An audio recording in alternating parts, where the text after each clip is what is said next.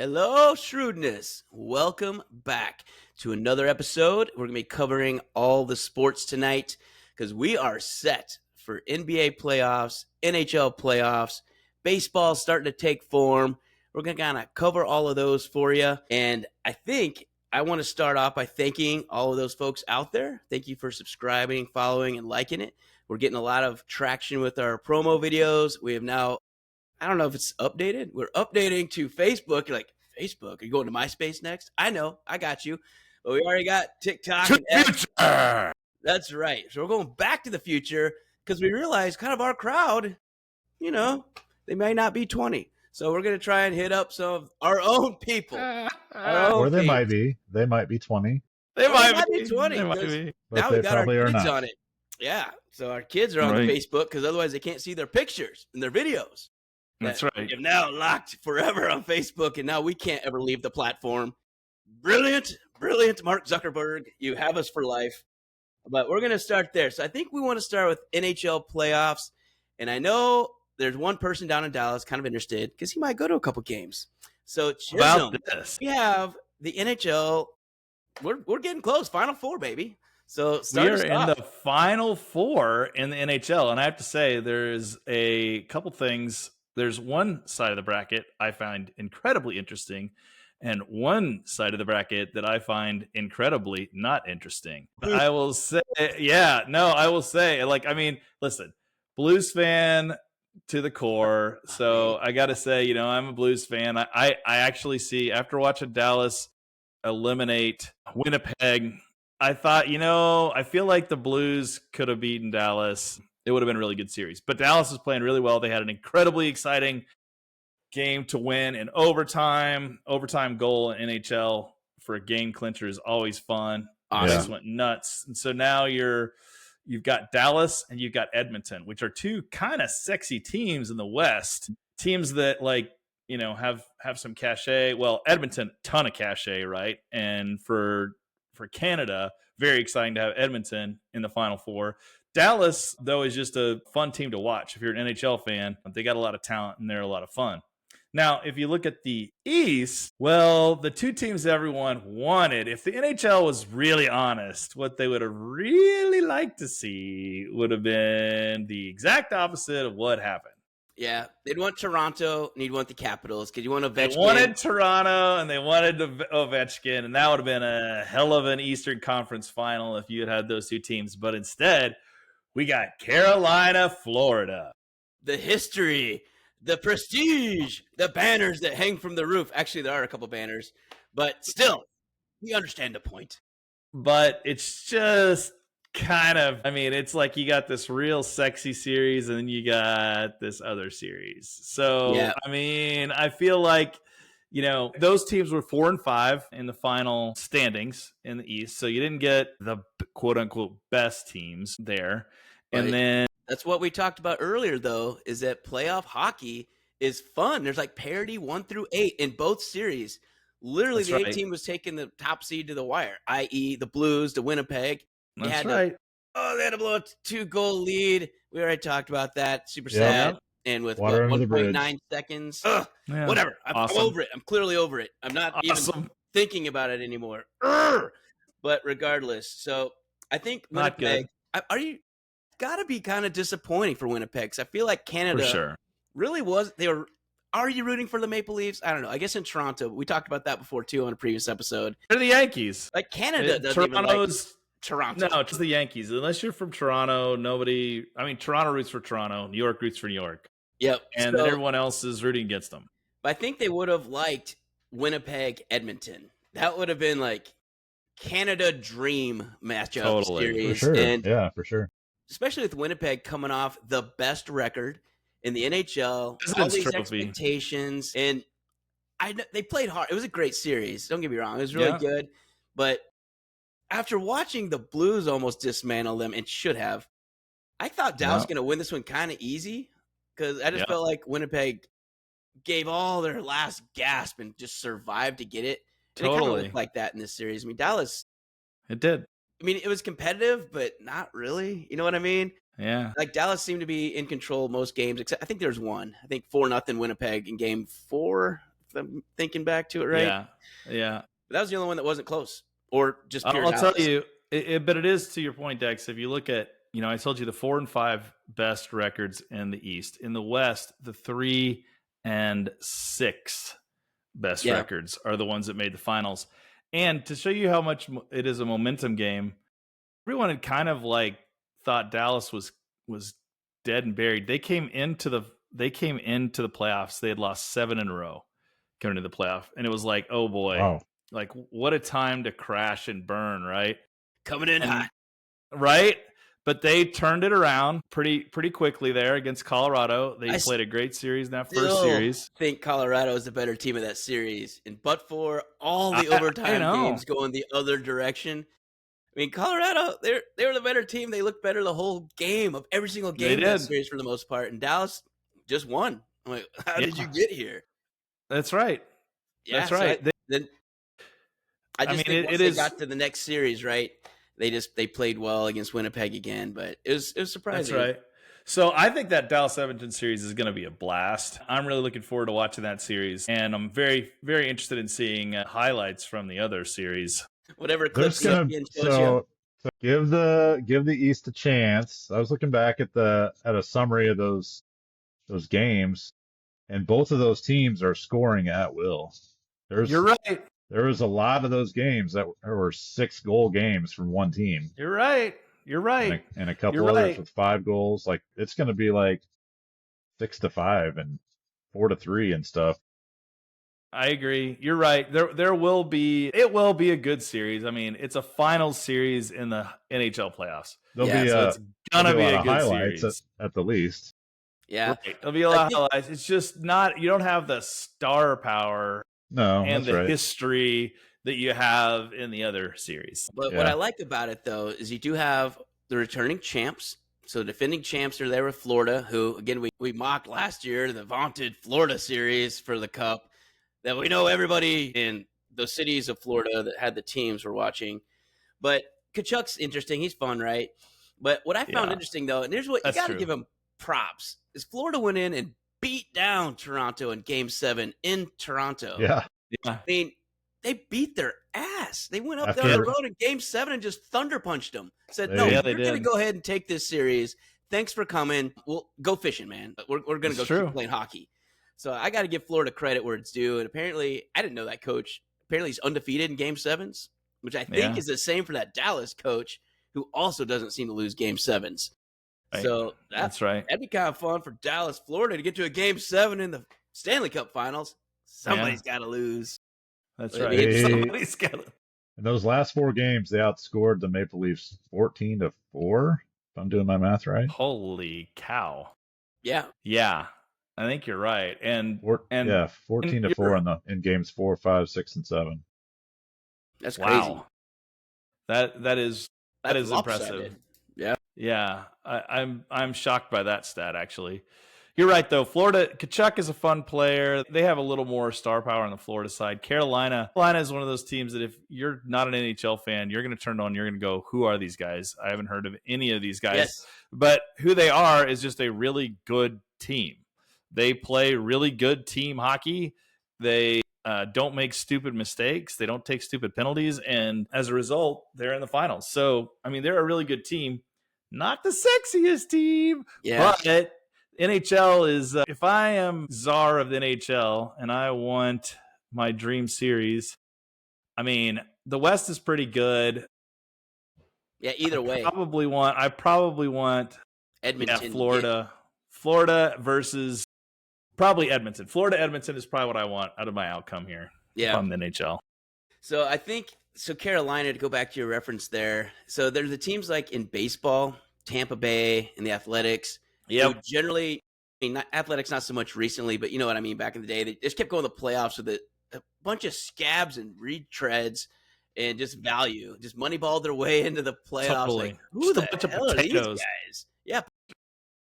And then we kind of made a Tastios argument with the Detroit Pistons. for the NBA, right? You don't know anybody on that team, and stop. You do not. Don't even pretend Right. to name the roster, the starting five for the Detroit Pistons. You can't. Right. So Nope. that's how Carolina is too, right? They're just the discount version. You go into Dollar General to go buy some groceries, like, oh, what's this? Yeah. brand? And you Or pick up a left wing while you're there. That's right. Yeah. So Carolina's that. I mean, sure, super hockey aficionados will know, but the people like the rest of us, which is kind of most sports fans, I mean, Right. you like hockey if you have a team, Yeah.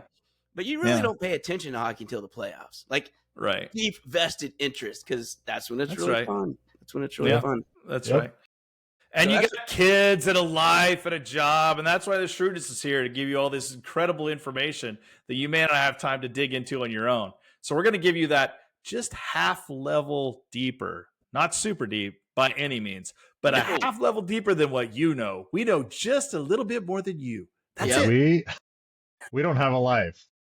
Yeah, We know you have a life. We don't have a life. So we're gonna we took one for the team for you guys. that's right. That's All right. that's how we are. So we're about 11 minutes in. Let's get out of hockey and let's go to the NBA. Let's go to the Let's NBA. talk about the National Basketball Association. So this is an interesting Final Four as well. So It we is. have one seed remaining, the youthful and inexperienced Oklahoma City Thunder Boy, they're good. versus a Minnesota up-and-coming team who was a 6 seed who has upset the Lakers and Golden State to get there. So they're not going to be afraid. Were they upsets, though? Were they? Were they? It's a good I question. don't think so, baby. T-Wolves. When you got Edwards on your team, like he is showing over and over again, he's the real deal. So I think that's going to be fun. And then on the East, you got unexpected guys, the unexpected teams as well, because everyone thought it was going to be a Cleveland-Boston final. They did. It's a Pacers-Knicks final. So I got a little trivia for you guys. Because this is such an unusual Final Four in the NBA. So the question is for you guys, the last time each of these teams won an NBA title, okay? So the Knicks, Each of them or one of these teams?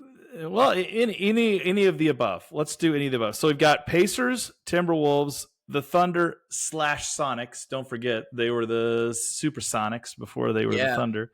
They were. And then the Knicks. Okay. So let's start with the easiest one. The Timberwolves. When's the last time they won a title? Never.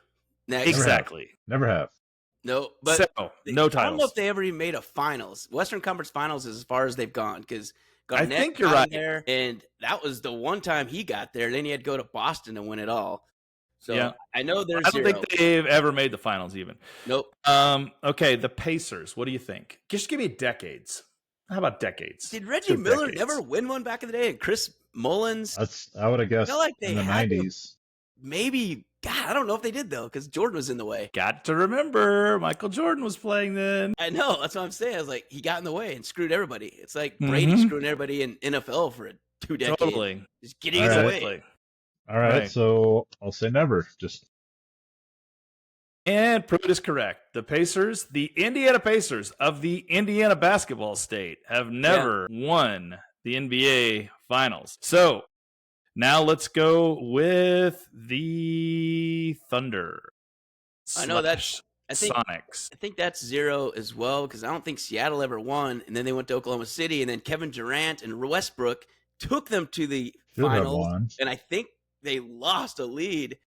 I think they were up 2-1 or 3-2 and ended up losing that series. That was the only time they went. Started out as a 6th man on that team, which is really funny. Because they had James Harden too, right? Yeah. They were a ridiculously good team. Yeah. They were stacked. Oklahoma was stacked. So I'm going to go with 0. Okay, Prue? Yeah, I'll stick with 0. So I think I know where you're going with this. The Seattle Supersonics won in 1979. What? No way. That was the last time they won was 79. Wow. So name one person from that team. 46 years ago. And then finally, storied, playing in Madison Square Garden, New York Knicks, right? Come on, the Knicks. They had to have won like tons. The Knicks. I feel like they had to have won something in the 70s as well, because I don't think they ever got by in the 80s because Ewing never won. And then they were terrible for the last chunk of years. And they finally resurged these last couple of years to get right to where they are now, Eastern Conference Finals. I'm going to say probably 70s. Okay. What do you think? When did Patrick Ewing was he early 80s or like mid Georgetown was like 80s? 82, so he's there probably 83 on. I think he got Yeah. drafted like 82, 83, somewhere in I there. would, Yeah. I think just to be Georgetown different, won. I'm going to say early 80s. Okay. The Knicks last won the NBA title in 1973. Woo! Dang. Got the decade So at least. the most recent winner amongst these four participants is 46 years ago. 1979, 46 years ago. Wow. So the cool part about this is you do not have a Lakers, a Bulls, Boston, a Spurs, a Yep. Celtics, right? A Warriors. Like this is brand new blood for the Final Four. So that's kind of cool. Yeah. That's kind of cool. And the matchups that you got here, I think, are really interesting.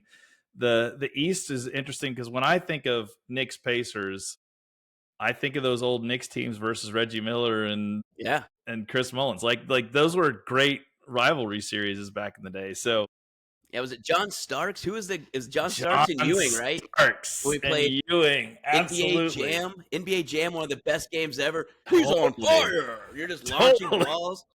I think it was Reggie Miller and Chris Mullins for the Pacers. The ever popular 2-on-2. That's the best. Totally. And just when the ball got hot and it was on fire, you're just draining everything. It's like boom, boom, boom. And it was awesome. I love getting on fire. The two, but yeah, so that impressive. Absolutely. So, to dismantle the Celtics like they did, I know it was unfortunate. The Celtics had the injury they did in the second to last game, but still, the Knicks were clearly the better team in that series. Anyway. So what I like about this particular Final Four teams is if you recall, you may not because you'd have to be a fan of one of the two teams, so I just happen to be. So for the Timberwolves, last year they traded away a huge piece of the team that got them to the Western Conference Finals last year. They did. Karl Anthony Towns, Big Cat, huge part of the team, huge. And he was like the guy for the Timberwolves. Yeah. So it was trading a piece that a lot of people in Minnesota liked. And it was him shocking. And Rudy Gobert. They were our twin towers in the middle. And it worked. It worked all the way. And the courage and just the willingness to make that type of trade. So they end up getting Julius Randle, DiVincenzo from the Knicks in exchange for Big Cat. And Julius Randle has been unbelievable. Unbelievable. I honestly believe he's probably more of the reason we're winning these games as we are. Yeah. I mean, obviously Anthony Edwards is a big part, right? But he's missed a lot of layups. He's had a lot of turnovers. Yeah. But kind of the glue in every game, Julius Randle, he's hitting big threes. He's making passes. He's getting rebounds. He's getting blocks. He's awesome. And Rudy Gobert, I mean, I think that one game he had 24 points and he averages like 6. But he just was dunking on repeat and getting clearing the boards. So I think what they have going for them is just a nice balance for the Timberwolves. And getting those parts in exchange for Karl Anthony Towns, Big Cat, it's worked out. And frankly, it worked out for the Knicks too because they needed a bigger presence. And to be honest, Julius Randle was hurt last year for the Knicks during their run. So they didn't really get the full thing. And DiVincenzo was awesome last year for the Knicks during the run. It's basically Brunson and DiVincenzo going nuts and taking the Knicks as far as they went last year until they finally end up losing. I think they lost to Boston again last year, right? But I can't remember. But I think that was that's right. And at the end of the day, both these trades worked out, which is kind of rare in today's sports world. Usually someone gets fleeced. Like, I don't know, if you have the eyebrow, street clothes, Anthony Davis for Luka Doncic, right? Like, that trade really worked out well for both teams. Oh, boy, didn't it? I mean, I don't want to hit Dallas right in the tenders this quick. I mean, they got the stars to root for, so they shouldn't be too worked up. That's right. That's right. Yeah, the Mavs, terrible. But I think the series that's going to be, I mean, I think they're both going to be fun series, but that Minnesota OKC is two young, hungry teams with some star power, baby. I mean, Shai Gilgeous-Alexander and Anthony Edwards, are you kidding me? That's I going to be a know. blast to watch. It's going to be a lot of fun. So which series are you guys most interested in and why? I mean, I'm most interested in the West because of the youth and the fact that I do feel like they've got complete teams. Not that Indiana and the Knicks aren't really good teams. The Knicks are a very good team. They've done a good job of putting together a squad. Indiana, I feel like, is the no-name kind of group here. We got Halliburton, who's a stud. He's a stud, but he's not a household name, right? He's not a guy who's like, I don't know. I mean, last year he was a stud too, and I think he's going to be discovered now. I mean, the New York market is going to see him real well and up close and see what he can do. Totally. Dude's a beast. I like watching him. And frankly, he's kind of the biggest reason they beat Cleveland. He just kept making incredible shots and making incredible passes. They had a lot of people contributing, like you said. It's they do. More no names, but they're all good. They are. They're good. They're a good team. They are. They're probably the least exciting of the four that are left. Yeah. I was really interested to see the Knicks come together like they have to win that series 4-2. I was really interested to see Oklahoma City, because they're so young. The knock on them has been they're incredibly talented, but they're young and they're going to choke. And they had the opportunity to choke in Game 7 against a very veteran Nuggets team. Yeah. Right. And I think what you saw was like they weren't afraid. No. And the Nuggets were very fatigued. And you see youth here for sure, because I watched that Game 7 and the Joker was like kind of painful to watch him trying to get up and down the court a couple times. I was like, dang, get him out, get the guy a breather. Yeah, but they don't have enough depth. That team doesn't have the depth to win. We talked about that last week a little bit. Yeah, he's fatigued.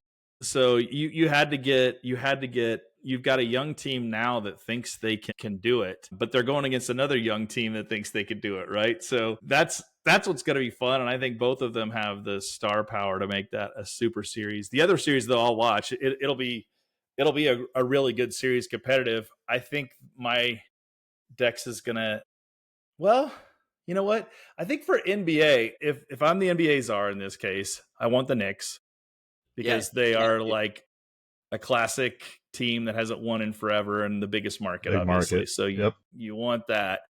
And honestly, I don't think it matters on the West. I think both of them are going to be compelling because they both have stars and they're both smaller markets. So I think they're probably indifferent when it comes to the West. I know we're pulling for Minnesota over here on the Shrewdness because of Dex. That's right. But I think the average fan is probably pretty indifferent on that series because there's no like evil empire to root against, right? That's true. Yeah, no, you're right. It's not really like a clear-cut Yankees or Alabama. No. Ohio State. You just don't want to root for them out of principle. Like you said, with 4 teams that have not been there in 46 years plus, right? Or have never been there, or whatever. Yeah, there's nobody really like getting browbeat by half the country that are tired of seeing the same team. It's usually easy to root against the Lakers and the Celtics, and it's like, bleh, I want to see this crap again. So I'm gonna watch both series and hope they both go 7 games. Give these guys, like, I'm all for that. Good I'm series. all for a 4-0 sweep. Minnesota just taking it to them, finishing out on the home turf, Target Center. But who do you want to win?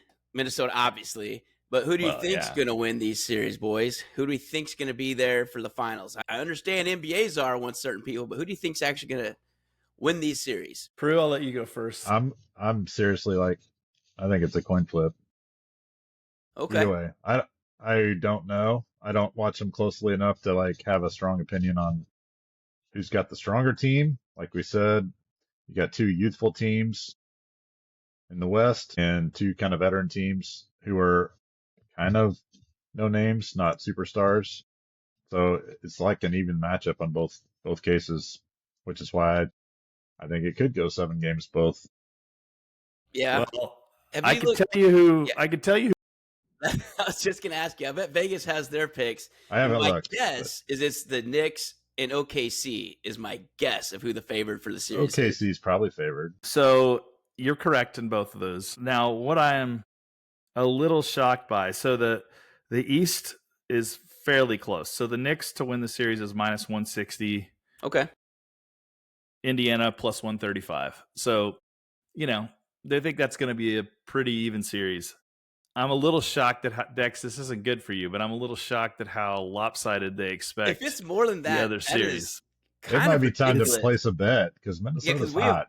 browbeaten the other teams to get here. I know, and that's why when I saw these odds, I think I'm going to make a little bet on Mini just because the odds are so long. Oklahoma City minus 330. What? You gotta be kidding me. Minnesota plus 265. I'm taking that to So the bank. Let's go, Minnie. that is, I'm a little shocked. I'm not going to lie, especially because Oklahoma City had to go 7 Yeah. against Denver. So they showed they were human for sure. Minnesota got the benefit of a bad hamstring from Steph Curry. I got it. But still. You're right. That might be figured in there too. They may think a little bit of that. But they're also defense first, which is what OKC is. So they should automatically be close games and competitive Right. just because they both play defense. They both rely on quick turnovers and getting points off turnovers. I don't know about that. That seems very. It feels like a pretty tasty opportunity on the Minnesota side. I'm not going to lie. I also see a little bit of an opportunity on the Indiana side. I mean, I think that, Pruitt, to your point on toss-up, that feels a lot more toss-up-y to me. Both of them feel closer than what Vegas thinks to me, but that's why I lose money consistently, I suppose. Yeah, no, that's true. I'm not up. I'm not in my mansion yet. I'm not on my yacht, so I must not be winning enough bets. But so that's where I think the shrewdness is for those. We're gonna pivot over to MLB, baby. Let's talk some baseball. MLB. Let's talk the old hardball. I want to go through, and we'll kind of go through where each team is right now. I think toss-up-y. Yeah, that's a word. We're going with it. All right, so starting in the AL Central. It's very This toss-up-y. division has been hot recently. It's cooled off a little bit, but Detroit, best record in baseball. So 31-17 leading the way. Just like all of us thought. Yeah. What's that? Just like all of us thought. Just like we predicted. Best record in baseball. It's just what it is. Yeah. But we got the Twins who just rattled off 13 straight wins, which is awesome. It's ridiculous. So that's really good. And then Cleveland's kind of gone in a little slump. They've lost 4 in a row. Again, I don't even want to bring up the White Sox. They're not really a discussion point for this division. They've lost 5 in a row, which then whatever. They're already 17 games back. How many times have they lost 5 in a row, Dex? Yeah, probably multiple times. Yeah. I mean, it's a tough year to be the second worst record in baseball, to be playing in a division with the best record in baseball. Ooh. And I just don't see much changing. So even though Minnesota's won, well, they won 13 of 14 now, but they're 4.5 games back. That's second place in the Central. So Detroit, great start. The Royals, after having kind of a rough streak and then a great streak, are now back on a rough streak. But they did win today. So yeah, they just won their second in a row, so now they're 27-22. 27-22 and in fourth place? What? Yeah, and that's why I'm going to go around AL East. The Yankees are in first place at 27-19. Well, gosh, they only have the same amount of wins as the Royals. Yes. And they are 4.5 games up in their division over second place Boston and Toronto. They're right there, Tampa Bay. And then here's a big one, though. Baltimore's dead last. They are 12 games back. By a lot. They just fired their manager. So their manager didn't even get to summertime, didn't even get till school's out. He's got to move quick. But I think that one is because we did our baseball preview, and Pruitt ran that one for us on Baltimore. They had a ton of talent, and I just thought they would have more. I thought the offense, even though we highlighted, this is weird. They lost Corbin Burns. That's a big, big loss. And I guess is a bigger issue because Grayson Rodriguez got hurt, so they lost him, and they just didn't have the depth, and that's come very apparent very quickly this season. I don't see them coming back. I think they're going to finish in the cellar in the East, And I feel kind of bad because there's a lot So of crazy talent. when you look at the offensive talent. Yeah. And the key is offensive talent. But none of them have performed yet. It's like a collective slump for that team. It It's is. so bizarre. It's very strange. When I covered that team, I talked about their youth, right? They're a young team. They And are. if you get off to a rough start and you've got a bunch of young guys, I think there's a way bigger tendency to panic, Yeah. right? It's Than if I you mean, got some if you, veterans and I mean, just to remind everybody out there, Cedric Mullins, Gunnar Henderson, Jackson Holiday, Ryan Mountcastle, Adley Rushman. That's a lot of talent. How in the hell are you? How What many in wins? the world? They are Yeah. 15 and 31. and they Right. Horrible. And Ryan O. Hearn, too. Yeah, I mean, ODOT. and they have Yeah, and ODOT. there's He's having a only good year. 3 teams that have not scored as many runs as the Orioles. Like they're fourth to last in scoring, and they're second to the highest in runs allowed So I Rockies can is see obviously that. one. I can White see Sox has got to in the be the. the American second. in the American League. Okay. Oh, Yeah. okay. I can Probably see the Angels pitching then. thing because the injury and then the loss. Like, we didn't think their pitching was going to be stellar, but I'm shocked with their hitting. Yeah. Yeah, It's unbelievable. I mean, Gunnar Henderson missed the first chunk of weeks. I think he's starting to heat up though. He just hit I think another homer last night or the other night. Yeah, he did. He's doing all right.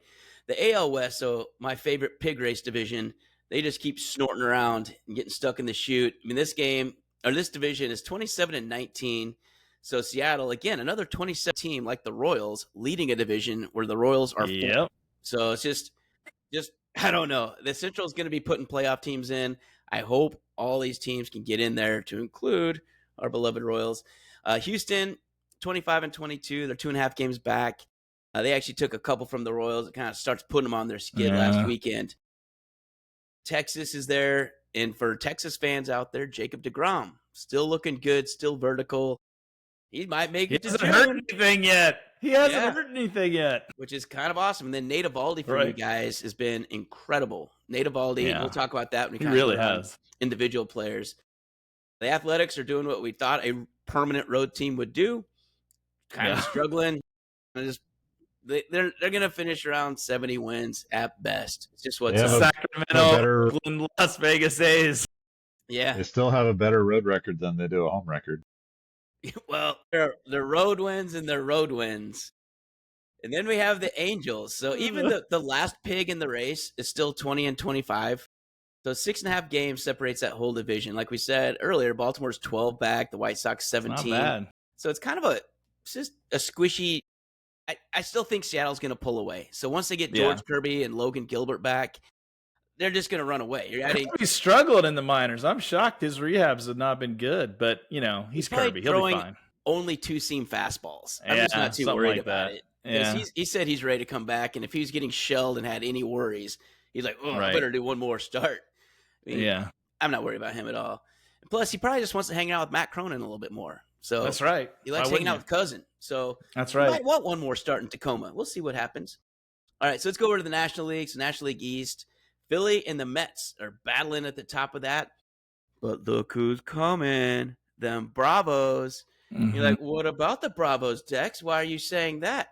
Because we had them pegged to be exceptionally good this year, and then they went off and started terrible. I think they lost 7 games in a row to start the season. I'm getting ready to look because I was asking the same thing. It was bad. It was really bad, But and there was a lot of panic. But it was. But listen to this little number: the best records in the National League since April 19th is the Hot Atlanta Braves, 18 and 10, number one. So that is something. Second is the St. Louis Cardinals, which I know your buddy Prue, who came on and did our special for the Cardinals. Yeah, he's got to be a pig in shish kebab right now. He's like, what? Yeah, right? What's going on here? I need to check my email. He might be asking for another opportunity on the show here. Yeah, I think he probably wants to talk 21? Yeah. I mean, if you had talked to me about the Cardinals 3 weeks ago, I would have been like, why are we talking about the Cardinals? Because they're poop. Yeah. And they've started that way, but they've obviously been hot. So 17 and 10 since that time. So Atlanta's coming, and then it's going to be the bottom of the division, Washington and Miami, which, again, if you listen to our preview, you kind of knew this was coming. National League Central. So Chicago Cubs up top, but objects in your Not mirror, by closer to the much. name here, That's St. right. Louis Cardinals fans. So they're right there. They're 8. I think that those two teams they don't like each other a whole lot either, from what I remember. They done that like each other, match. But St. Louis has won 12 of their last 13 games, including taking 2 or 3 from the old Royals this weekend. But they are, I don't even know how. I'm looking at this Cardinals team. I know. I mean, that sounds bad, right? Because we know exactly who's on the team. And they're just going above expectations. And it's not Arenado. Arenado's batting .247 with 4 homers in 17 RBIs. So it's not him. What's funny, he had like 2 of those homers and 10 of those RBIs in the first 5 games. So he's really struggle bust at the end. Cincinnati, another team that. Can I call out, though, on the Cardinals? Yeah. Can I call out Ivan Herrera? What a beast. What a freaking beast. What the heck? Where did this guy come from? As I was watching this series against the Royals over the weekend, and I'm like, oh, this guy's hitting .429 with 5 homers in 15 games. What? So here's what's funny about St. Louis. So if we recall back to my guillotine team where I was starting 3 tight ends in matchups, like instead of like I was flex spotting tight ends because they're better values. The St. Louis Cardinals were starting 3 catchers all weekend long. Yes, they were. They had Pajes behind the plate because he's the best catcher. Wilson Contreras, their previous catcher for years, playing first base. And then Ivan Herrera was playing DH. And they had them all on the field, 3 catchers. It was just, how many times have you ever seen that on a team? Never. I bet it's on one hand the amount of time we've seen any Major League Baseball team start all 3 of their catchers. Yeah. It's rare. Yeah. So I know the Twins did it a couple times. If you guys remember the El Tortoise guy, I can't remember what his name was, the turtle. Yeah. He played every position. But he was on the field, and we had a DH. I think it was Garver and then maybe Jeffers. I can't remember who it was, but we had 3 catchers a couple times. That's the last time I remember this happening. I've never seen it before. Yeah. I don't remember ever seeing it. And I don't know if Herrera, like, if this is going to stick. Last year, he only played 72 games last year. He hit .301. He only had 5 homers last year, but he tore it up in the minors, though. He's always hit the ball. He did. He can't catch. Right. I mean, just a little bit of a problem. Like we catch a ball. Like, we can catch it. We're not going to frame it. And what do you want me to do? Dive for it? I mean, it's a wild pitch. Kid can't throw. Dude, it bounced right in front of me. Use your chest. Like, why? That'll hurt. Totally. He's one of those. I think the pass ball numbers are a little high for him as he went through the minors. He's kind of a Piazza with an arm. Yeah. I don't know. He's got a rainbow. He would have. He's very happy the National League has the DH now. We'll just say that. All right. And then the bottom of the division, one surprising one, but they're not that far behind. So Milwaukee Brewers, they're 4th place, but it's kind of like the Royals. They're still I'm shocked by 5 games back, but they're only 5 games back. I mean, you go on one hot streak, and they could be in first in 2 weeks. So they're right there. I'm not sure they have the talent to win it, but I don't know. I mean, they're one of those. I didn't think St. Louis had the talent to be where they are. I don't think Cincinnati's any better than them. So we initially pegged Milwaukee to be the top of this division just because they always seem to do it, even though we never know who's on that team. And there they go. So I have no doubt Milwaukee's going to make a run sometime this summer and make that interesting. In Pittsburgh, thank God they got Paul Skeens, but that's kind of all you got to root for because that team, I don't know if you got these numbers up, Pruitt, but they got to be right above Colorado for least runs scored. How about this? This will reinforce that for you. While Pruitt's looking that up. They're actually lower than Colorado in runs scored. What? So Paul Skeens has had 10 starts this year, okay? He's allowed 17 earned runs in those 10 starts. That seems good. And the Pirates have lost 7 of those 10 starts. God. That is atrocious. So Paul Skeens is in pitcher hell right now. Man, he's got to throw a shutout every time I go out there to have a chance at a W. Yeah, and that's honest to God, it's only a chance because you might throw 0 for 9 innings and not have a run. That's I right. mean, that would be horrible. Colorado has scored 155 runs and have won 8 games, and they've outscored the Pirates. Oh my gosh, unreal.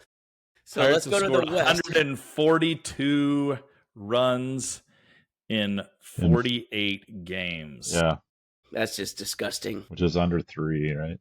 Or about So right let's about talk about 3. the teams that are good. So let's go to a good pig race. So a good pig race is the NL This West. is a good pig race right So you here. got the Dodgers up top only by a game, followed by one game behind San Diego, tied with San Francisco.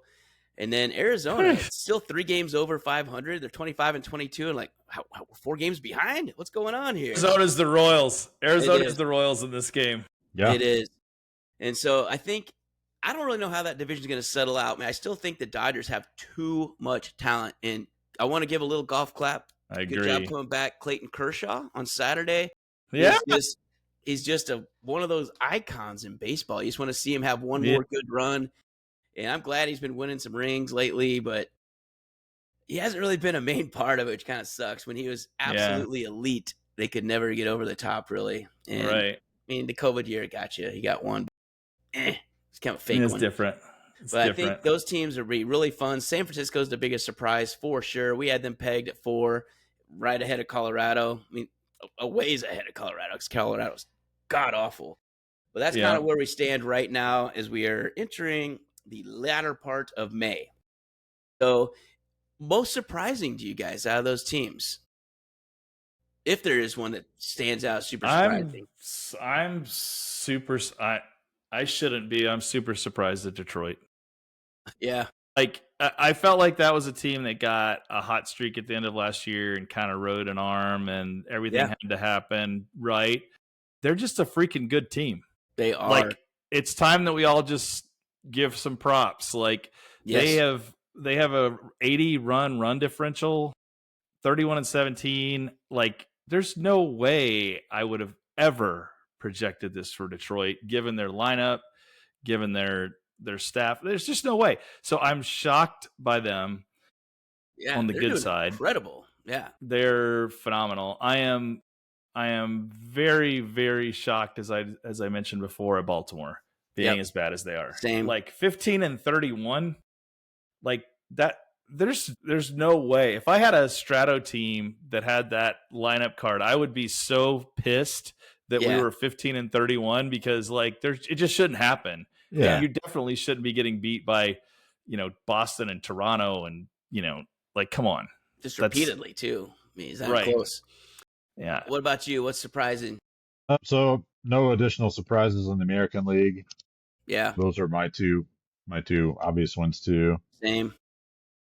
Cardinals, we talked about them a little bit. Yeah. The Rockies are surprising in a bad way. They're actually worse than we thought. Yeah, they are. It seems hard to do because we pegged them for 52 wins, and they're on pace to get 40. Not even 46 is the projection right now. Yeah. How many?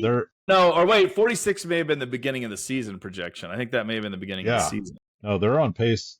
I mean, they're winning 17% of their games. Oof. They're 21 games behind. I think they're almost mathematically eliminated. They're on pace for 28 wins, guys. Oh my gosh. And the worst all time is 40. Oh my gosh. So we're seeing a historically bad team, and baseball's been around a long time. Yeah. And I even tried to mess them up tonight. I was like, let me see if I can get Colorado a win. I bet Philly minus a run and a half, and it was minus 175 odds. Okay. That's how bad the Rockies are. Minus 1.5 at home against the Phillies, minus 175. Minus 170. Wow. And the Rockies were ahead 3-1 or 3-2 going into the 8th, and then they rockied. And Philadelphia exploded on them. Yeah. Like it's just absurd how they have a minus 150 run differential. That's incredible. That means on average, they are losing by over 3 runs a game. Wow. on then there's average. Those are games. What was the one they lost to the Reds? Was that? Like Well, it was like 20s, 26-2 or something. Yes, Like, something like that. there. It So was unbelievable. they're comically bad, historically bad, all those, negative things. And then Yeah, on the flip side, in the same division, I think the Giants might be my biggest surprise. I don't know. That's kind of a toss up between the Cardinals and Giants. We viewed both of those teams Agree. as kind of maybe 500, slightly below, and both are off to a great start yeah. and showing a lot of life for teams that weren't supposed to be that good. I agree. All right, I want to go into some individual. Wait, just Yeah, go ahead. one more fun thing I wanted to throw on the Rockies. They've lost 2 games. They lost one game 17-2, and they lost another game 21. Yes, that's brutal. That'll 21. That's just incredibly brutal. All right, so I want to talk about. Actually, before we even go into this, I want to hit a topic that I want to get your guys' opinion on this because I have a very strongly long held opinion. So Pete Rose last week, Oh, we were going to touch on this last week and it kind of ran out of time, but the ban was lifted because his life sentence it served. He's dead. So I he think served it. it's kind of what the commissioner wanted to do. And so this rule that came into play after Pete Rose and stayed in place only during his life is now apparently lifted now that he's dead.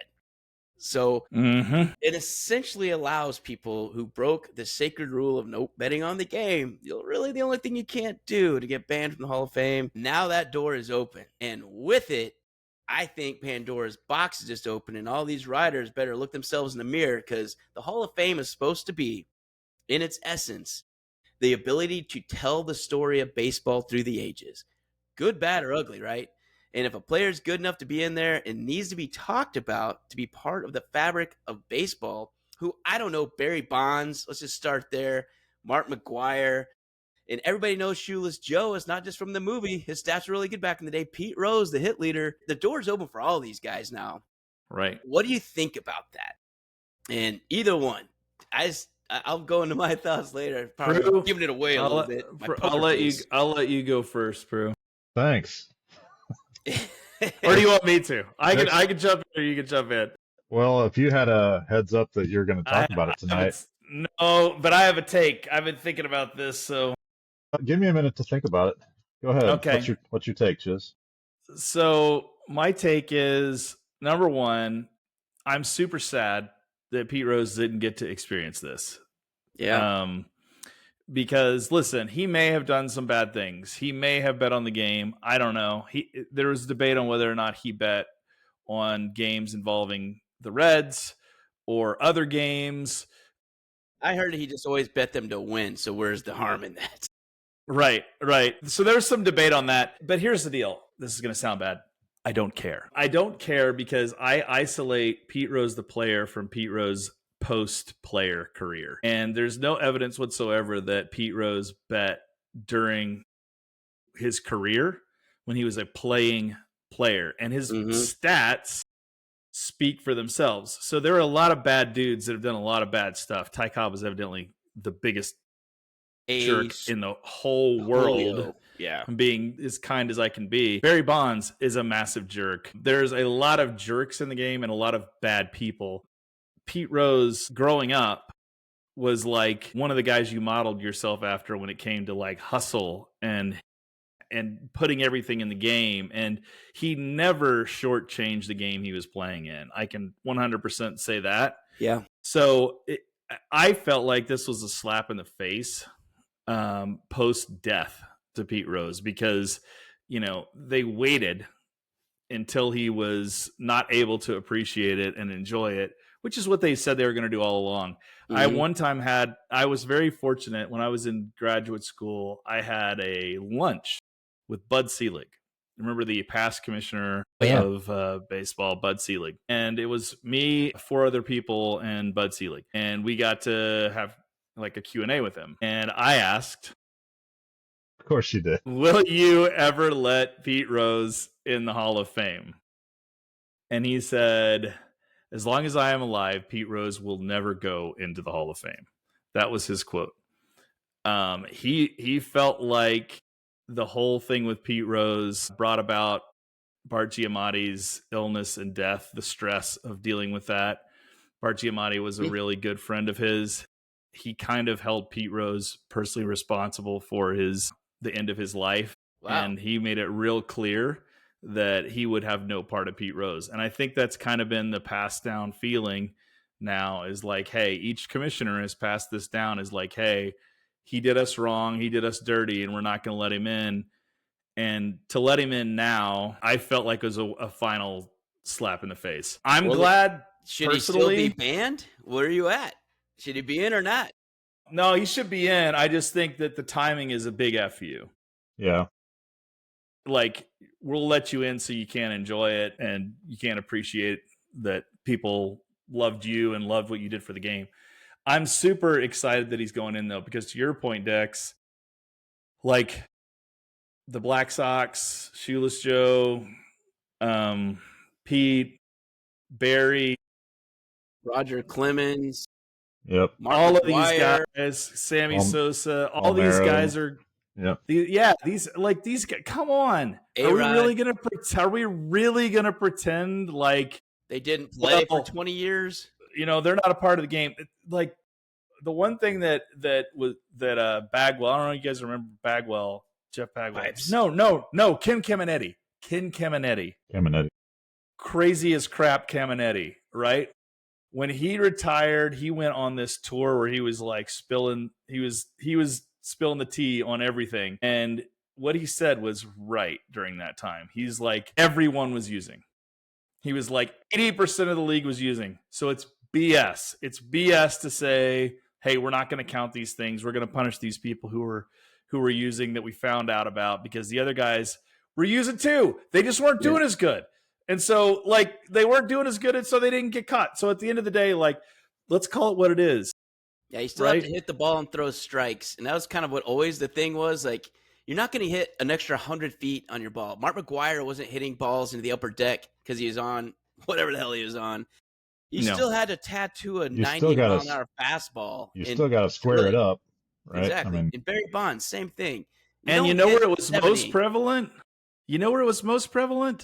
Steroids was most prevalent at the quadruple A level. The guys who bounced back and forth between AAA and the majors, because that was the difference in them being in the majors and them being in the minors. That shot put them into the majors. That's where it was most prevalent, is at that AAA level. They were trying to do anything to get that edge, to get that extra money and the pension and whatever. Like, and I don't blame them. At the time, if you're going against guys who are using, you're at a disadvantage if you're not using. Yeah. Like, and there's a lot of thick necks out there. A lot of thick necks that somehow didn't be rounded up and all that, right? And then this for rehab, Andy Pettitte, like, they did it to get back earlier. And then there's some skinny dudes out there, like even Brady Anderson. Like, he came out of nowhere. Do you remember, from 12 home runs to 50 homers? 51, whatever that was, whatever year. So I just think it's super interesting. The timing, I'm with you, Chiz. I'm not sure about it. I think it's exactly what you said, though. I think it's exactly that. It's a screw you, Pete Rose. Yeah. And I don't know. Maybe it is fitting, because the only thing you can't do in baseball is bet on the game of baseball. I find the other parts different, in my opinion. So the Shoeless Joe and Pete Rose. Interesting. Yeah, the weird part of me still wants to keep them out of principle. I see that. I see that argument. I see that argument. Because what you just said, and I remember that Caminetti going around doing all that, is that everyone was using this stuff. They all had these weird, abnormal-looking necks and gargantuan arms. They weren't natural-looking, man. And they were all crushing the ball. And guess what? It saved the game. And guess what? We all loved it. So everyone can talk about it all they want, but like at the end of the day, it was good for the game. It was good it saved it at a time when it was lagging and ratings were down and people and young kids were turning off the TV, and all of a sudden everyone was back in. And so McGwire, Sosa saved baseball. They all want to play holier than thou now and say, we didn't want that. But at the end of the day, they turned a blind eye to it, and they turned a blind eye to it because everybody was making money, because everybody was watching. Yes, And absolutely. That's the part I think's the biggest difference, and why the culture says don't worry about. I mean, yes, of course, McGuire and Palmeiro and Clemens and all those guys should get in. They just yeah, they messed up in something that I think is a small sin, right, right, and Pete Rose had a big sin, so right, we're not going to let him in ever. And Yeah. right. it's just I don't know. It seems very, I don't know, two-faced, I guess is maybe the right word. Yeah, I'm with you on that. I feel like, and listen, by all accounts, Pete Rose was a dick. Like, Yeah. like at the Well, end of the day, like he was not a good dude, and people that had interactions with him were like, he was not nice. He was not really a nice dude. He was not like right. So a that good makes it dude. easier. That makes it easier to set him apart too. Totally. Well, he did this and he's a dick. So we're gonna be like, Exactly. You're spot on, Pruitt. Yeah. Because at the end of the day, like that's why everyone's okay. Like, no, don't let Barry in. Yeah. Barry's a dick. The right? supporters don't like him. He's mean to them in interviews. I'm like, all Right. if Right. We should let him in. He's a nice guy. Cal Ripken or Kirby Puckett bet on games, they'd be in the Hall of Fame right now. Absolutely, because people loved him, right? It was like, They're come on, this guy's great lovable. dudes, and people look the other way for a nice guy, and they're not going to look the other way for a Ty Cobb or a Pete Rose. There's definitely a double standard, and to me, I think where baseball, I understand how they lost their way and all that. They were trying to look like they were not running a sham during the steroids and all that, but it's got to be what happened on the field during that period against contemporaries who were doing the same stuff at the same time. Right. That was the era. It's an era. Call it the steroid era if you want.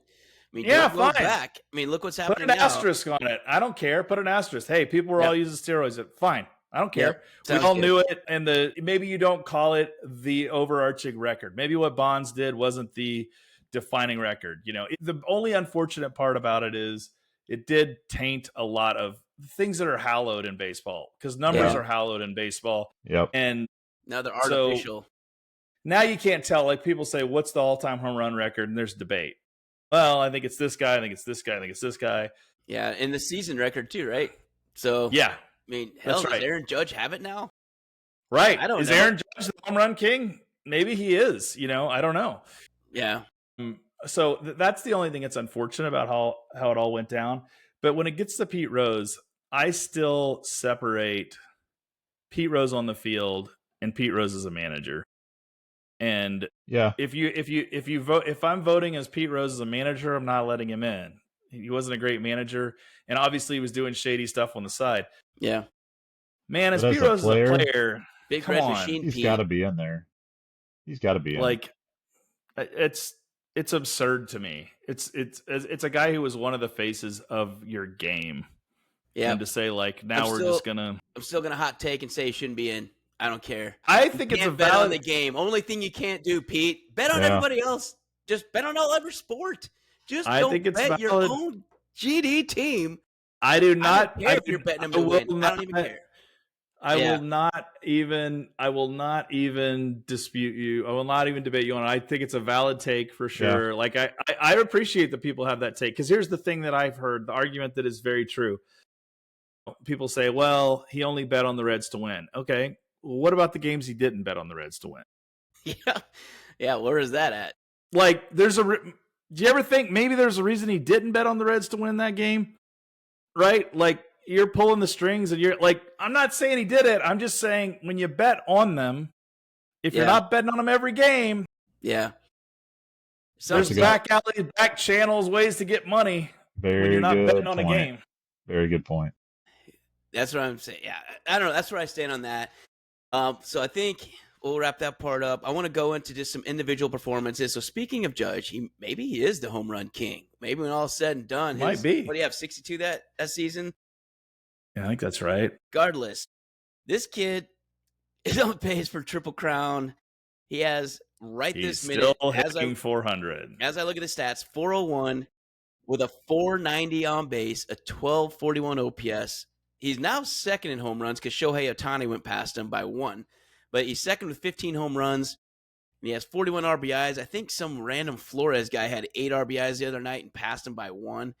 So he's like second in these. But I feel very confident that he's going to outproduce Flores for the rest of this season and take that Wilmer? back. Yes. I think that's who it is. He's continuing to poke me in the eye, isn't he? Yeah.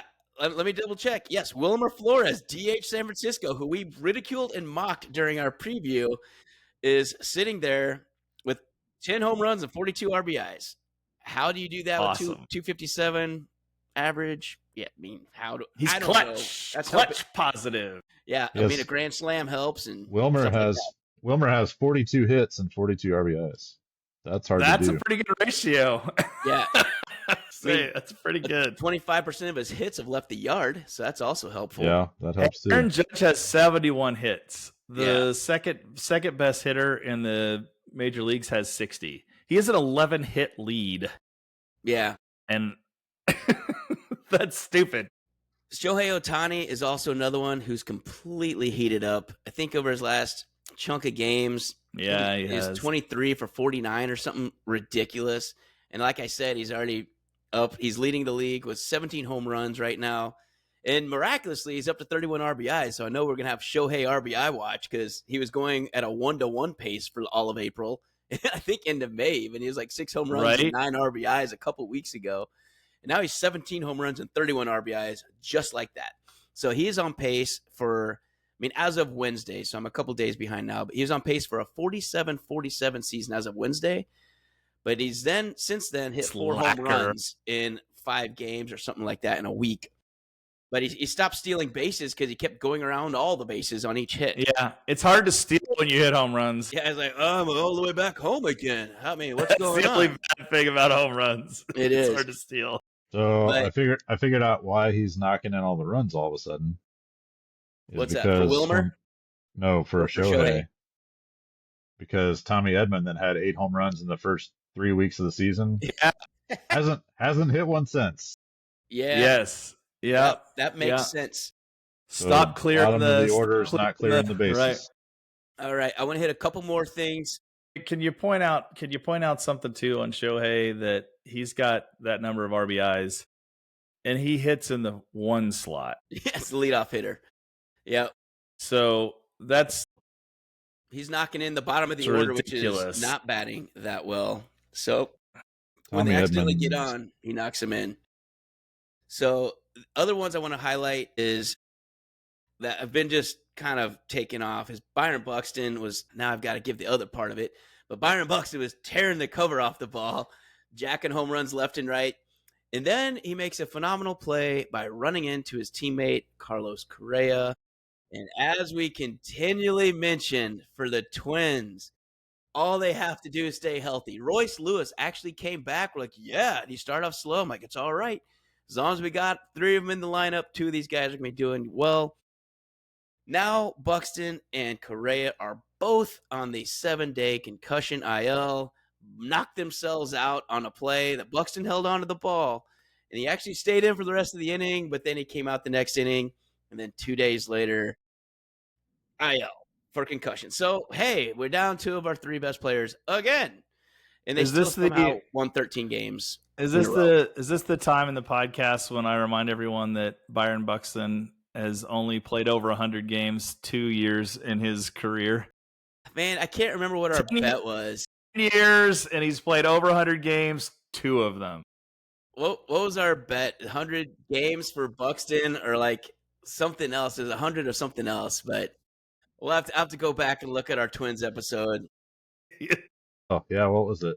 Was that 100? Was it like 100 for Royce Lewis or Buxton?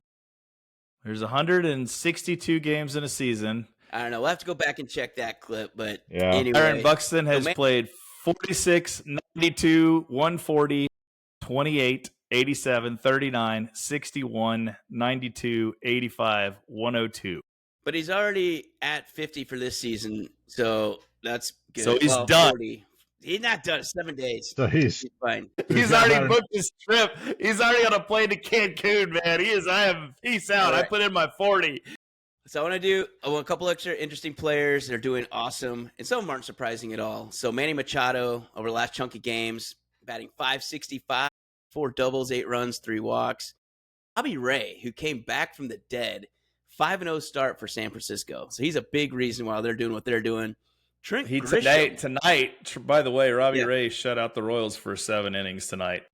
There's another one. So let's go with 6-0 there. No, the Royals won tonight. He lost, though. He lost, but didn't get the loss, I don't think. So Trent Grisham has come out of whatever deep, dark black hole he's been in for the last couple years. He's killing the ball. Well, he's a Yankee. He was a Yankee last year too, wasn't he? But I guess regardless, he's batting 267 with a 367 on base. And for Trent Grisham, that is not normal. 12 home runs already. Are you kidding me? This dude is not a 40 home run hitter, but right now he's feeling great. Wilyer Abreu for the Boston Red Sox. 11 home runs already. Let me see if he's had any. Nope, he's still at 11. So he had 14 all last year. And he has 11 already in the middle of May. So Abreu for Boston, taking care of business. I want to highlight Max Fried, who again dominated last night. So that dude, I think. By the way, back to your Trent Grisham point. Yeah. He's a career 216 hitter. So that's I would say is 100% backing up what. So this may be for you fantasy folks a sell high opportunity on Trent Grisham. Yeah. Right. Well, I would think so, but he says the biggest difference is his attitude. He was thinking like crap the last couple of years, and now he's thinking better thoughts, and he's having better results, which is what I tell my kid all the time too. I was like, it all manifests. Whatever so he was going up going, I'm going to strike out. I'm going to strike out. Yeah. Probably. That's probably why do I suck so bad? Well, if you come up with the mentality of don't strike out, instead of going up like just feeling confident that you're going to do some damage. It's kind of like in golf, right when you're getting ready to hit and someone says, don't think about the water. Yeah. Yeah. Just exactly like that. Ignore the pond. So early Cy Young candidates, in my opinion, so Tarek Skubal is the obvious one in the American League. Yeah. But I'm not in that camp. He's doing really well, don't get me wrong. But the ones I think are off to the best start is Max Fried for the Yankees, who after 10 games has a 6-0 record, a 1.29 ERA, a .93 whip, opponent average of 186, and his strikeout ratio is 4-1. So 60 Ks and 15 walks. That is pretty. You know who my Cy Young candidate is? Who's that? Hunter Brown. Yep. Brown, 143 ERA, 0.83 whip, 67 Ks in 56 innings and 14 walks. That's who I'm going to go with. Those are incredible starts. But then, I mean, obviously the old sidekick Skubal is awesome still. I'll throw Yamamoto in there. Yeah, that's fair. He's lost 3 games, but 0.98 whip, 2.12 ERA. 59 strikeouts in 51 innings, 5 quality starts, opponent average of 187. Yep. That'll play. That's pretty solid. That'll play. What about our buddy Chris Bubich? I know he's a long shot, but let's just throw him out there. Yeah. No, let's Chris Bubich, 166 ERA. I think he's down to 147 now. So he's 5-2. Oh, that's right. With a 147 ERA, 61 Ks, 18 walks, and 61 innings with a 106 whip. That boy is throwing the ball right now for the Royals. And thank goodness, because we just lost Lugo and Reagans to the decent 5-starter there. Yeah, well, now he's a 3-starter for the next couple weeks. It's our ace for the next 2 weeks. Yeah, absolutely. It is. And then the last couple I wanted to just talk about, and it's not even that they're doing anything, is the fact they're hitting the field. So for the surging Atlanta Braves, who have the best record in the NL since the middle of April, they got Spencer Strider starting tomorrow, baby. And Ronald Acuna is on his heels. Ronald Acuna just went yard in the minors. So I think he's playing for Gwinnett right now, but he just launched one dead center field. He's playing with a brace over his pants, but the boy is mashing. So I think Acuna is going to be back maybe by early this weekend even. So Spencer Strider making the start tomorrow, Acuna coming back. Braves fans, get excited because your team that's streaking is getting their 2 best players back. So that's going to be really fun. But anything else you guys want to add? I want to just throw out a guy that's been incredibly disappointing on the other end of the spectrum. And actually, I probably buy low on this guy, but Zach Gallen. Zach Gallen Had a rough start. got a 5.14 ERA and a 1.38 WHIP. He is 3-5, and in 56 innings, he's walked 25 batters. So Wow. as good as he was last year, I do not believe this is what he is. And Arizona's competitive, and so he's got everything in the world to play for this year. I think he gets it worked out. I'm going, if I'm in fantasy bargain hunting right now, I'm trying to make a deal for him for peanuts on the dollar, because I think you could get him. He's a big name, and he's horrific right now, and I don't think that's how he's going to continue. Yeah, trade Trent Grisham for him. I think you'll be happy by mid-June. Straight up, Trent Grisham for Zach Gallen. And the dude will take it in a heartbeat, and you'll have yourself a solid 2-3 starter and get rid of a guy who's riding a hot streak. Yeah, trade, sell high, baby. Totally. Yep. All right, Jen. So I think that's going to wrap us up for this week. Any last closing thoughts on anything baseball before we turn it over? Still a long season. Right. Still a long season. All right. Well, that's going to wrap us up for this week's Shrewdness. Thank you very much for tuning in and listening to what we were babbling about this week. We had some Gio. We're going to start putting that out this week. So we're going to start going division by division for the impact rookies that were drafted in this year's draft. So who to be looking out in those later rounds? Well, some are the early rounds for some of the better picks. We'll talk about that too.